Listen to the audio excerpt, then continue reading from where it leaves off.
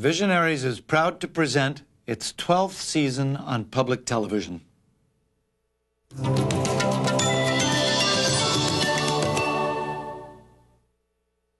Visionaries is produced in partnership with the Ash Institute for Democratic Governance and Innovation at Harvard University's John F. Kennedy School of Government.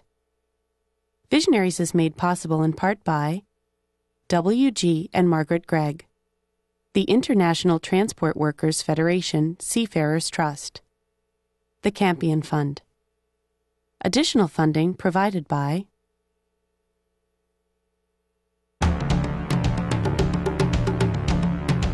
Sometimes you read the paper and watch the news, and it seems like there's more bad news than good in the world.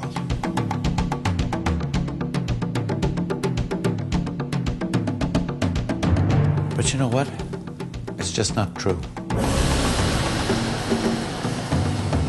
I at least can hold on to something, that there's something, maybe it's small, but there's something that I'm doing to make a difference. It's just a feeling that you have. If you can help people, you have to.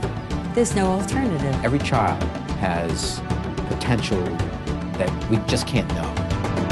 And so, to my mind, that's what we're doing.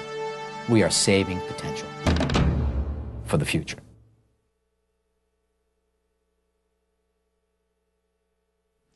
In old England, stacks of legal documents used to be bound together with cloth tape, red tape. Since then, we have been trying to figure out how to get rid of the red tape that has become synonymous with laws and regulations that strangle government in a knot of inefficiency. This is a story of two governments that have succeeded in that age-old quest. First, a few years ago, the folks at the State House in Des Moines, Iowa, were faced with a fiscal crisis. Instead of instituting across-the-board budget cuts, they issued a challenge to every state agency. They said, if you agree to produce measurable results for Iowans and reduce your own budget or come up with a way to generate new income, we will reward you. We will give you the power to think outside the box, to make your own decisions. A few bold leaders stepped up and accepted the challenge to become charter agencies.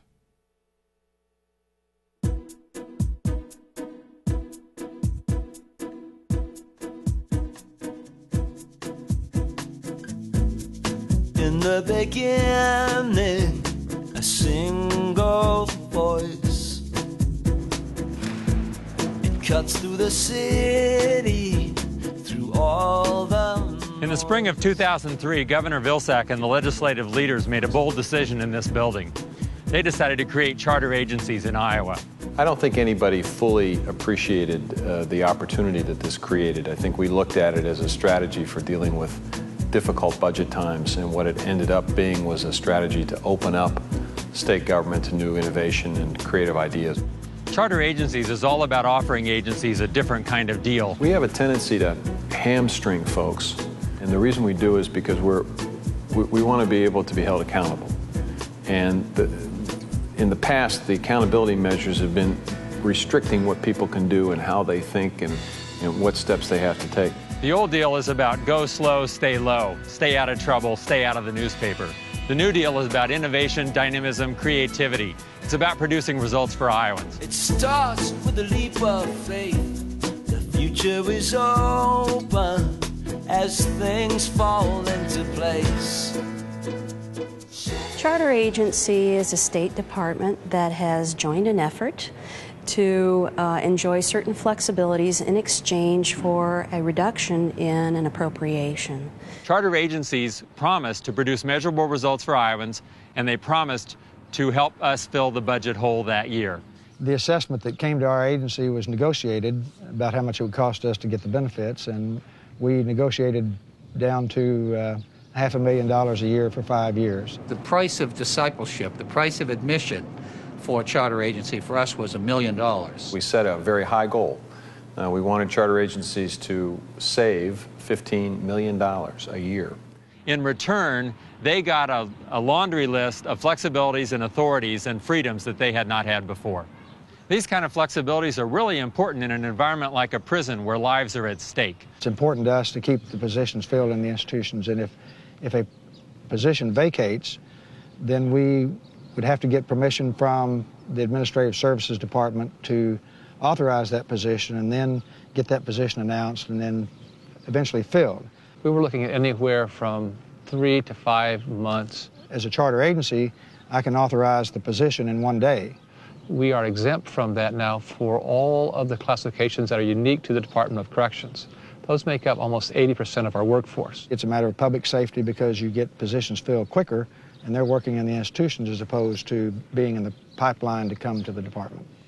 At the end of the day, it's not about the savings, it's about the improved service that charter agencies have created and opportunities for us to look at ways to do business differently. Charter agency status presented us both a climate and the opportunity to compress that rulemaking, that very strangulating process that often goes with government. The Director of Human Services initiated a very dramatic child welfare redesign. The child welfare redesign in the Department of Human Services allowed us to be more family-centered rather than child-centered, allowed us to understand that if we wanted to accept the challenge of turning these troubled families around, we really had to focus a lot of resources on the most troubled families. Another thing the Department of Human Services did was move away from traditional food stamps to what is essentially a debit card, which works much better for everybody involved and involves less stigma for the people receiving the assistance. When you go to the checkout counter, you can see down the way here, people use this card just as they would a MasterCard or a Visa card, and it doesn't draw any separate attention to them. When Iowa went to this card, it was one of the most important things they could do. When you have somebody going through the checkout and they're having to tear off coupons, it's an insult to their dignity because everybody else around there is seeing that, and it shows that they're somebody receiving food stamps or food assistance. But when they can use a card, they look just like everybody else that's using their credit card or their debit card or whatever they're using. And it made a huge improvement in the number of people that were able to use the program. And I think probably brought some people on the program when they went to this system. The result is, over the past better than a year now, we've increased more than 50,000 Iowans who are now able to access the food assistance program through this card, the Iowa card.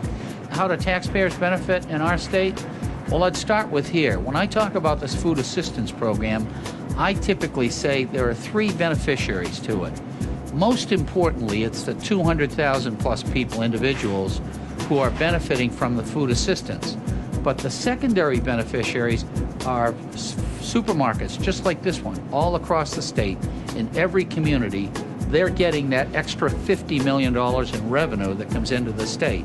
And then the third group of people, the food assistance program in the United States is purposely located in the Department of Agriculture.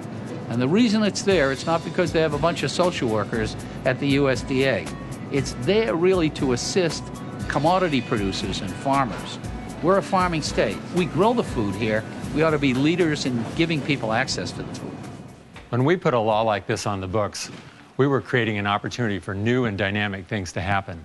And when we did that, we weren't sure where it was going to end up. This is the Iowa Alcoholic Beverage Division's central warehouse. All the liquor delivered throughout the state of Iowa comes from this warehouse. The private sector contractor who did the work for us in the warehouse went bankrupt. So we had to find a solution within a few weeks as to how we were going to continue the liquor deliveries. By being a charter agency, it allowed us to be creative, to be entrepreneurial, if you will. One of the great things about being a charter agency is those flexibilities allow us to become entrepreneurial in our efforts, in our outreach efforts especially. We've been able to establish an online nature store where we market DNR clothing items and books about conservation and Iowa's natural resources. In addition, we've undertaken a marketing effort this spring with regard to our fishing licenses. We began to ask ourselves, well, why does it take as long as it takes for permits and applications to be approved? And to the credit of the DNR staff, they embraced business practices, and it led to a substantial reduction in the amount of time, better satisfied customers and citizens and businesses, more economic growth for the state. Well, through the marketing effort and the increase in the sales of the fishing licenses, we've seen a new revenue of close to $250,000.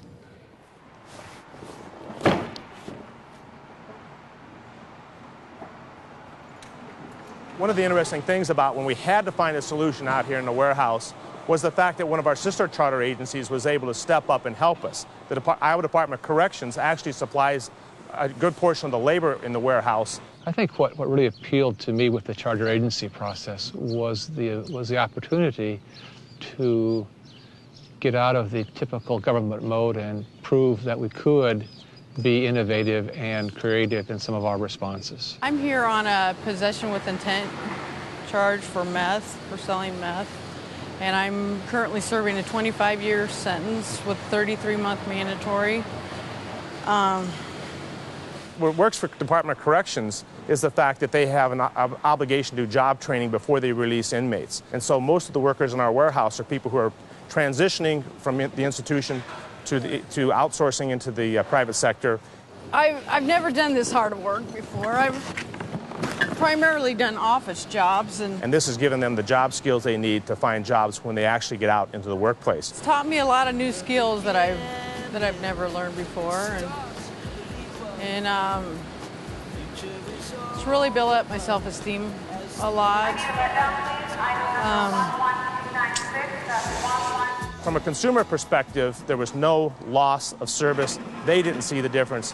What the big savings, though, comes to the state in the sense that we saved $1 million in our first year. You know, bad things you can learn in prison, and I'm staying away from that. I'm in a good, positive environment, and I'm really growing from that. I really feel I'm growing. I think what you're seeing is a shift with charter agencies away from the process to the result. That's the key. It's the result that's the key. And if people know what the expected result is, then they can determine very easily whether or not the program's succeeding or failing. I see a lot of hope for the future. It changes everything. I'm Sam Waterston for the Visionaries. Thanks for joining us.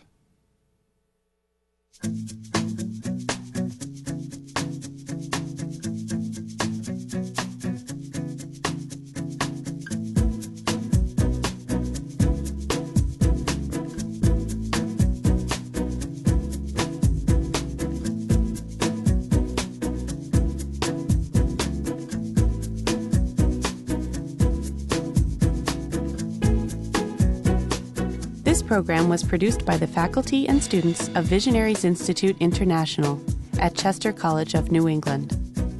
For more information about Visionaries, the organizations profiled, or educational opportunities, call 1-800-647-5559 or visit our website, visionaries.org.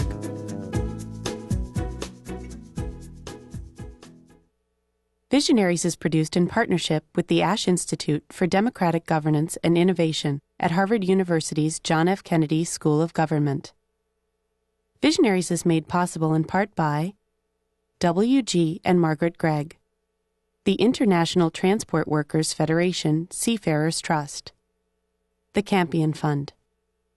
Additional funding provided by